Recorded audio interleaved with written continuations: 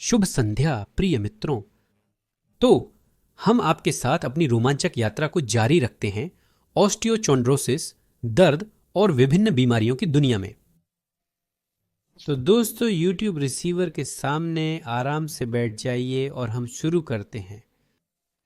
आज हम आपके साथ बात करेंगे कि सिर दर्द को कैसे जल्दी ठीक किया जा सकता है अगर हमें पता हो कि यह किस वजह से शुरू हुआ। सिर दर्द, चक्कर आना, आज हम इसके बारे में बात करेंगे। लेकिन आज की बातचीत शुरू करने से पहले हमेशा की तरह परंपरा के अनुसार लाइक करें, टिप्पणियां लिखें। आप कई टिप्पणियां भी लिख सकते हैं, कोई मनाही नहीं है।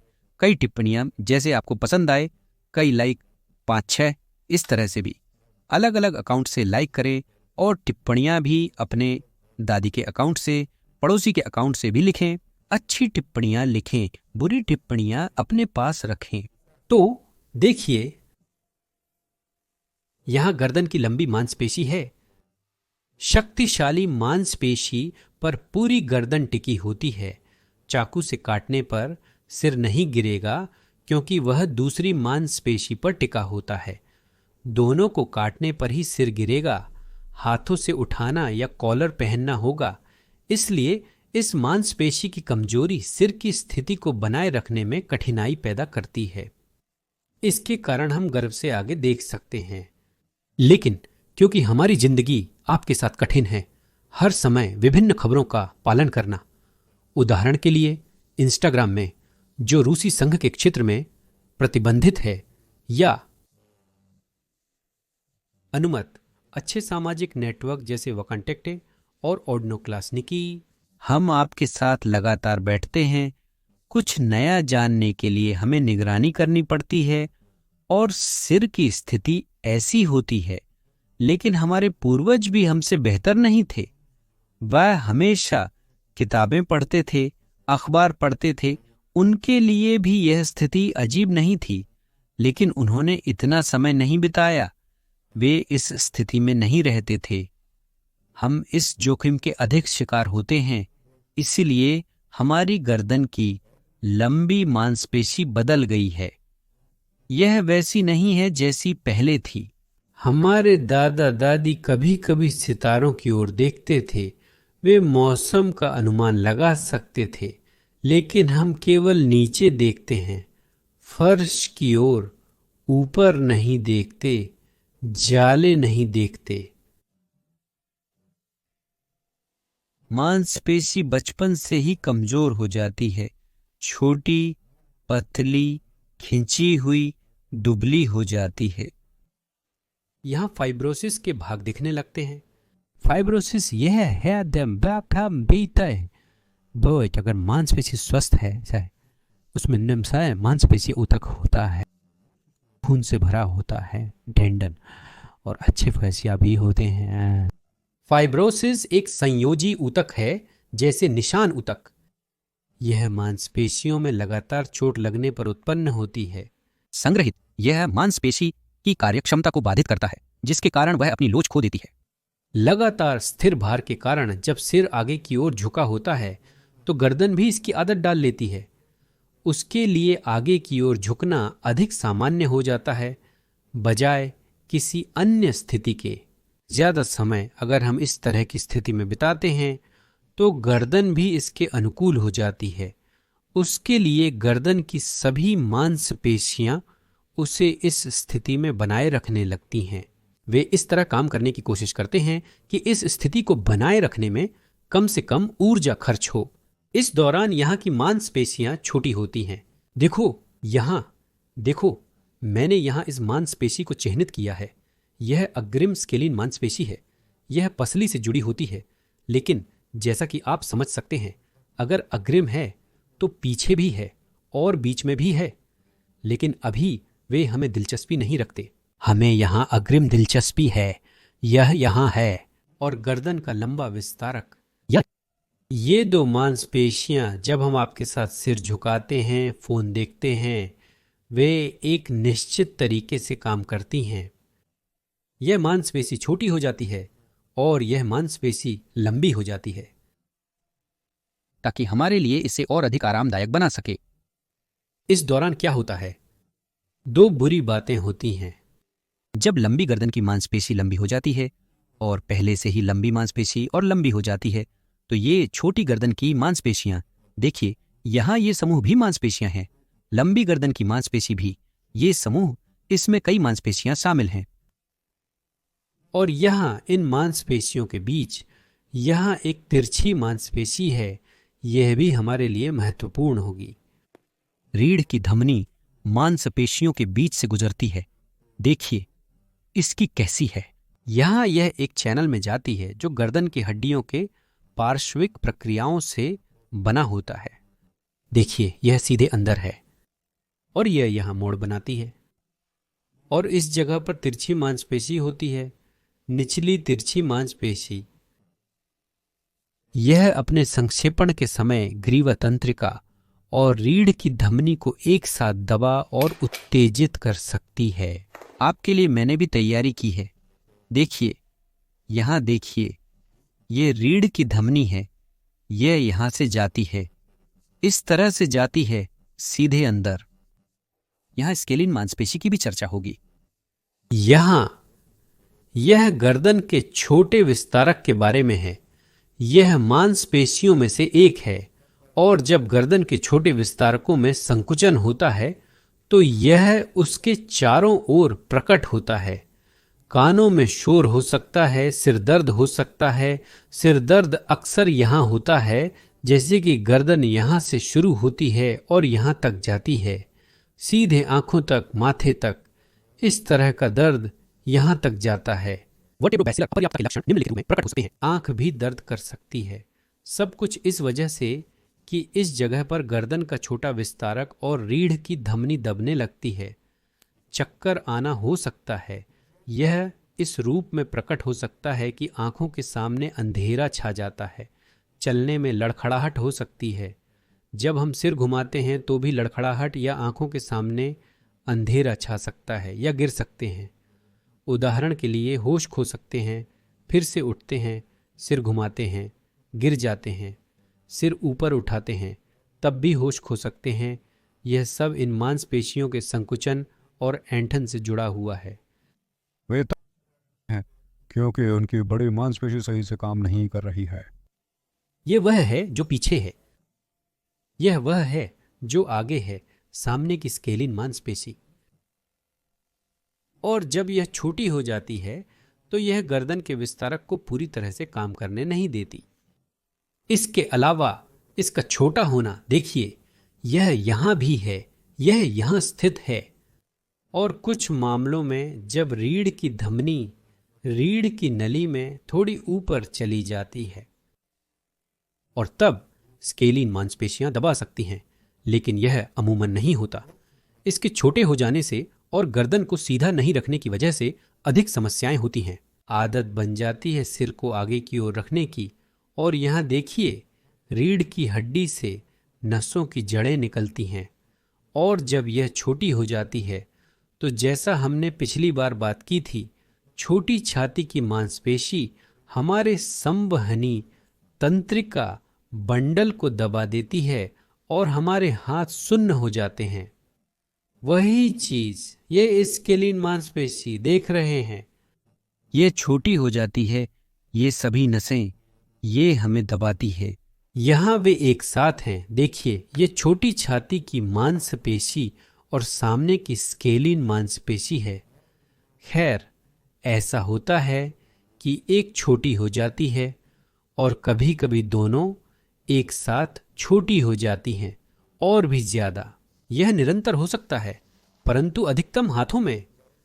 सिर घुमाने से मांसपेशी इतनी संकुचित हो जाती है कि जांच के समय एक लक्षण के रूप में नाड़ी अदृश्य हो जाती है।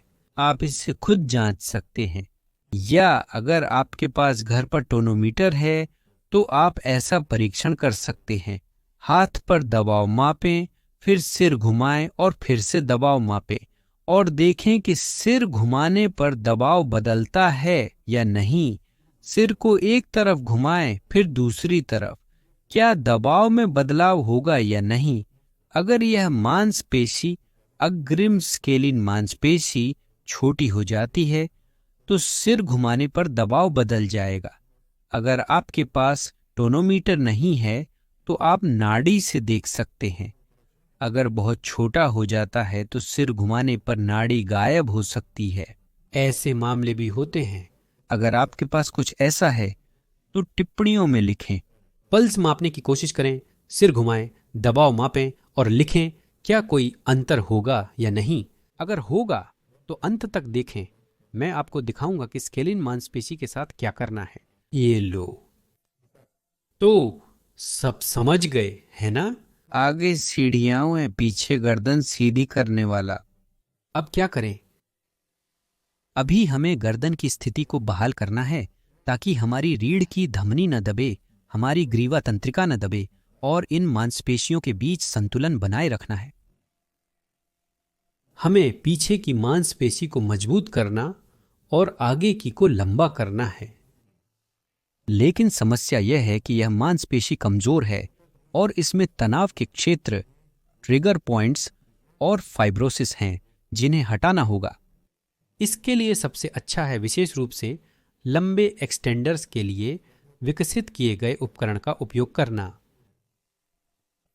मसाजर गेंद के रूप में।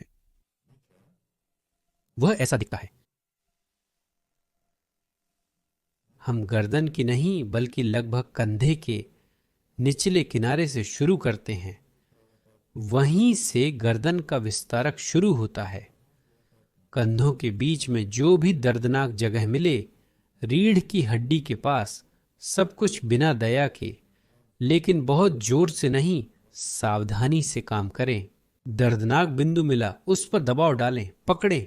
आप दीवार के पास खड़े होकर ऐसा कर सकते हैं। ऐसे पकड़ें, ऐसे रखें। दर्दनाक बिंदु मिला, वहीं से शुरू करें। समझ गए कि कंधे का ब्लेड कहाँ है, जैसा दर्शाया गया था। इसे उच्चतम स्तर तक उठाए और पूरी तरह से काम करें। जहां दर्दनाक बिंदु मिला वहां पकड़ें। बैठे हुए भी कर सकते हैं। कुर्सी की पीठ के बीच में बैठें और वहीं करें। फिर गति में भी कर सकते हैं जब सब कुछ बहुत दर्दनाक न हो। इस निचले हिस्से को और इस ऊपरी हिस्से को भी देखें कि वहां दर्दनाक क्षेत्र हैं या नहीं, क्योंकि कभी कभी यहां सही से नहीं होता। यहां सीधा जाता है, यहां गर्दन का विस्तारक है और इस हिस्से में भी अक्सर तनाव के क्षेत्र होते हैं। पहले हाथों से आजमाएं, देखें कि वहां दर्द है या नहीं। अगर मिल जाए तो दबाएं और दर्द यहां तक पहुंचता है। अगर आपको सिर दर्द होता है, खासकर पीछे के हिस्से में, तो भी जांचें। और ऐसा लगता है वही करें। गेंद भी लें। शुरुआत के लिए टेनिस की नरम गेंद ले सकते हैं। इसे सीधे लें, लेट जाए, खड़े होकर भी आजमा सकते हैं। अगर लेटकर करना अधिक आरामदायक हो तो वही करें। किसी चीज पर रखें, जैसे कि तौलिया और गेंद, हां, और उस पर इस तरह लेटें। अगर पहले कभी नहीं किया है तो बहुत ज्यादा तीव्रता से न करें, क्योंकि पहले अच्छा होगा। अगर वहां आपके पास बहुत सारा फाइब्रोसिस और बहुत सारी चिपकन हो, आप उन्हें तोड़ देंगे, सूजन आ जाएगी, फिर एक अप्रिय सिरदर्द हो सकता है। इसे कुछ दिनों तक तेज रखने के बाद सब कुछ ठीक हो जाएगा, लेकिन सूजन बढ़ने से पहले इसे रोक दें, क्योंकि आपके गले में पहले से ही दबाव है जिससे सूजन और बढ़ेगी। इसका मतलब है हमने इसके पिछले हिस्से के ट्रिगर पॉइंट्स हटाए थे। अब इसे ट्रेनिंग की जरूरत है। इसके लिए भी आप एक तकिया ले सकते हैं, कोई भी नरम चीज। तकिया लें, पीठ के बल लेटें, नरम हो ताकि आपका सिर दब जाए और फिर पीछे की ओर दबाना शुरू करें। अगर आप यह व्यायाम करेंगे और इसके बाद सिर दर्द होगा।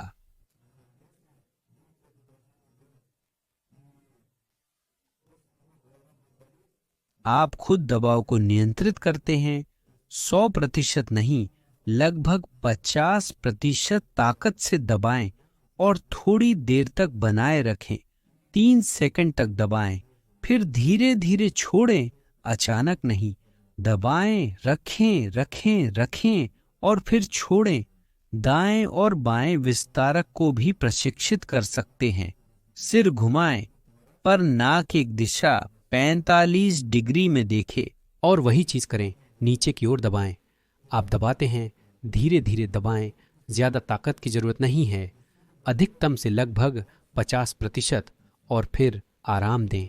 मतलब शुरुआती चरणों में बस थोड़ी सी मांसपेशी को तनाव दें ताकि वहां खून पहुंचे, ताकि वह काम करने लगे, ताकि उस मांसपेशी के अंदर की नसें काम करने लगे, खून वहां पहुंचे, ताकि वे जैसे खुल जाएं।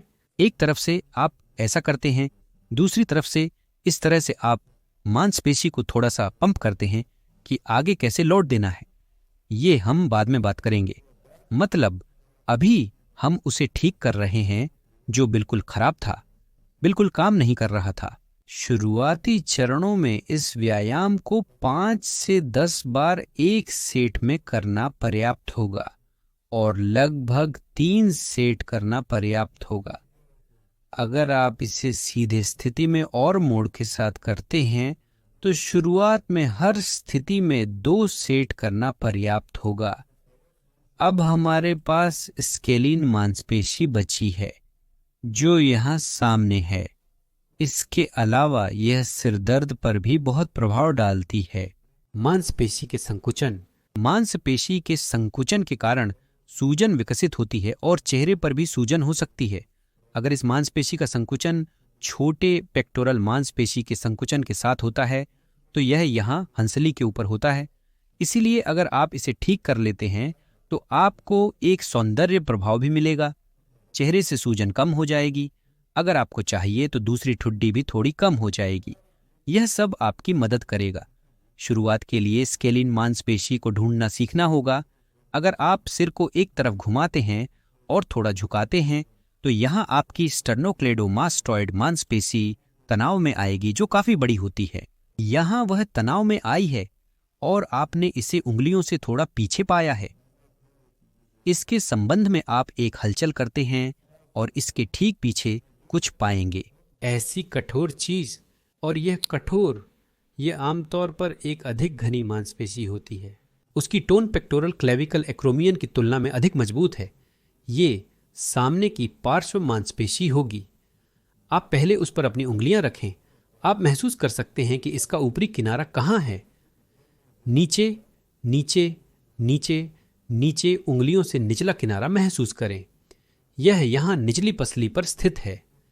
निचले किनारे तक शायद आप नहीं पहुंच पाएंगे। इस ऊपरी हिस्से को आप अच्छी तरह से महसूस कर सकते हैं। यह शायद काफी दर्दनाक हो सकती है। और अब हमें इसके साथ क्या करना है? इसे इस तरह से खींचना बहुत सुविधाजनक है। यानी आप सिर घुमाते हैं, आप इसे पाते हैं, लेकिन यह मांसपेशियों में सबसे कठोर है। इसके पीछे यहाँ मांसपेशी है। आप कंधे को उठाते हैं, इसके सामने पेक्टोरल क्लेविकल एक्रोमियन मांसपेशी है और आप अपनी उंगलियों से इस मांसपेशी के ऊपरी हिस्से पर दबाव डालते हैं और बस सिर को झुकाना शुरू करते हैं।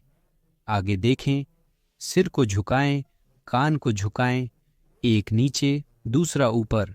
हाँ, और वही चीज मोड़ के साथ करें। आप भी ऐसा ही करते हैं।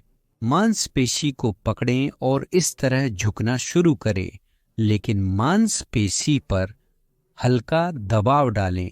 यानी आप इस मांसपेशी के ऊपर की त्वचा को पकड़ते हैं और खुद इस तरह झुकते हैं। आपकी उंगलियों के नीचे त्वचा फिसलेगी और आप उसे फिसलने देते हैं, लेकिन मांसपेशी पर थोड़ा दबाव डालते हैं और इस तरफ और झुकें, दूसरे कान की तरफ। तो आपने एक और झुकाव किया, मांसपेशी पर दबाव डाला और फिर दूसरी ओर झुकाए और ऐसे 5 बार करें। फिर उंगलियों को थोड़ा नीचे ले जाएं, फिर और थोड़ा नीचे। अगर जब आप इस मांसपेशी पर दबाव डालते हैं तो आपको लगता है कि हाथ सुन्न हो रहा है या कभी कभी दर्द सीधे हाथ में जाता है, तो बस दबाव थोड़ा कम करें, थोड़ा हल्का दबाएं। वही चीज दूसरी तरफ से, यहां आपने दबाया, थोड़ा झुकाव भी किया, और दूसरी तरफ हो सकता है कि आप ध्यान दें कि एक तरफ यह अभ्यास करना आसान है, दूसरी तरफ मुश्किल। तो हो सकता है कि मांसपेशी की लंबाई दाएं बाएं अलग हो, लेकिन आप इसे करते रहेंगे और धीरे धीरे वे बराबर हो जाएंगी। यह सिर के मोड़ पर भी असर डालता है, क्योंकि यह भी मांसपेशी है। इसके बाद जब आप इस कॉम्प्लेक्स को पूरा करेंगे, अगले दिन हो सकता है, अगर बिना पार्श्व मांसपेशी के पीछे का हिस्सा दर्द कर सकता है, इसीलिए मिलाना उचित है। आप एक साथ पार्श्व और पीछे की मांसपेशियों पर काम कर रहे हैं। तब आपके पास जैसे बहाव में सुधार होगा और एक ही समय में सिर में रक्त का प्रवाह भी। इसके बाद आप फिर से यह परीक्षण कर सकते हैं जहां आप नाड़ी, सिर का मोड़ या दबाव मापते हैं। बस यही है, यही स्थिति है। तो क्या